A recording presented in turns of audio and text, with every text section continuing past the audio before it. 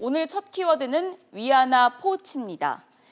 뉴욕 증시는 중국 위안화 환율의 움직임을 보이다가 혼조로 마감을 했습니다. 박사님, 지금 중국 위안화가 달러 위안이 7위안을 돌파하느냐 아니냐 이게 굉장히 중요한 문제 같은데 앞으로 위안화 향방 어떻게 될까요? 예, 지금 세계 정시뿐만이 아니라 지금 세계 경제가 중국 인민은행, 중국의 중앙은행인 인민은행의 오늘 환율 공시를 주목하고 있습니다. 네. 우리 시간으로 10시 반 정도에 나오는데요.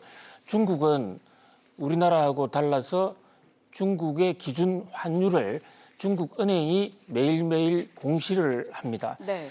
근데 이미 시장에서는 저 7위안이 돌파가 됐었어요. 홍콩 여교 시장 같은 데서.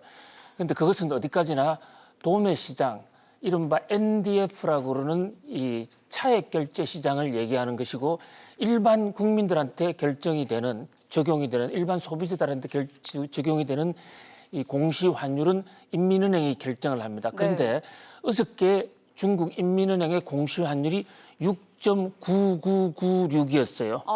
이런 속도로 나가면 오늘은 돌파할 것이 거의 확실시된다는 그런 분석이 나오면서 뉴욕 증시도 밤새 상당히 휘청거렸거든요.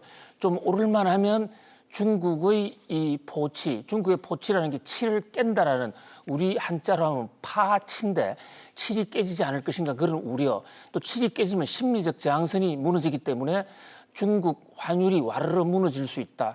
중국과 미국의 환율 전쟁이 본격적으로 확전할 수 있다는 그런 두려움이 지금 있는 것이죠. 중국 인민은행이 과연 어떤 선택을 할지가 굉장히 주목이 됩니다. 중국 인민은행에서는 7위안을 깨냐 안 깨느냐, 6.99냐 7.01이냐 별로 중요하지 않다라고 그럽니다. 물론 그렇습니다. 숫자의 0.1 차이가 그 자체로서 큰 의미를 갖고 있는 것은 아닙니다. 그러나 시장에서는 이 심리적으로 7로 돌파했을 때 느끼는 어떤 이 상실감, 자, 중국 위안화가 무너졌구나 하는 그런 충격이 있을 수가 있는 것이에요.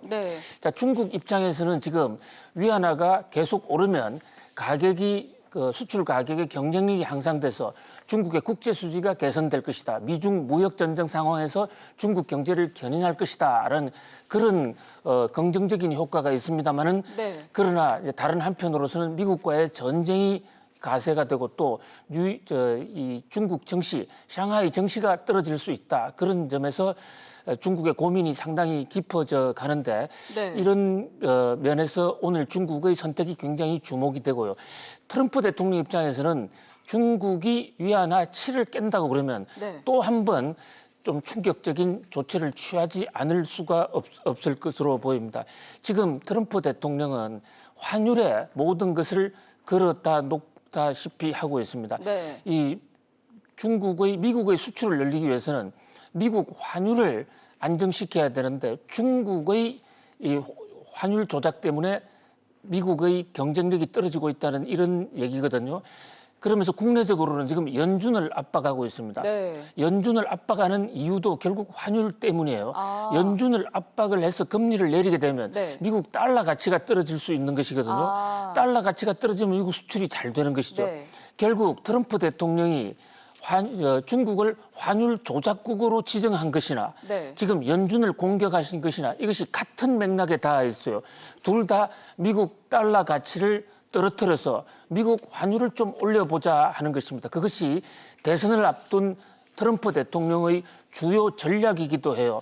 그래서 달러 가치를 떨어뜨림으로 인해서 미국 기업의 경쟁력을 향상시켜서 무역 수지 적자를 개선한다. 이것이 대통령의 경제 치적을 높여주는 가장 효율적인 방식이다라고 이렇게 보는 것이죠. 트럼프 대통령이 가장 존경하는 정치적 스승으로 삼고 있는 사람이 레이건 대통령입니다. 그 레이거노믹스도 사실은 미국의 환율을, 미국의 달러 가치를 절하시킴으로부터 미국 경제를 구했다라는 이런 평가를 받고 있거든요.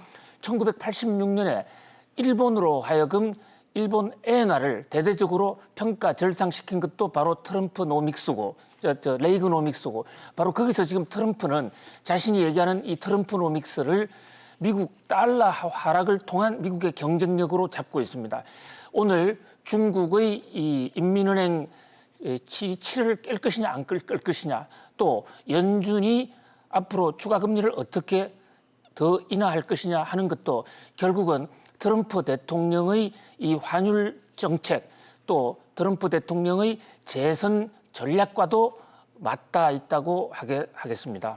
네, 과연 트럼프 대통령이 원하는 대로 달러 가치가 하락할 수 있을지 계속 주목해 보셔야겠습니다. 이어서 두 번째 키워드 보겠습니다.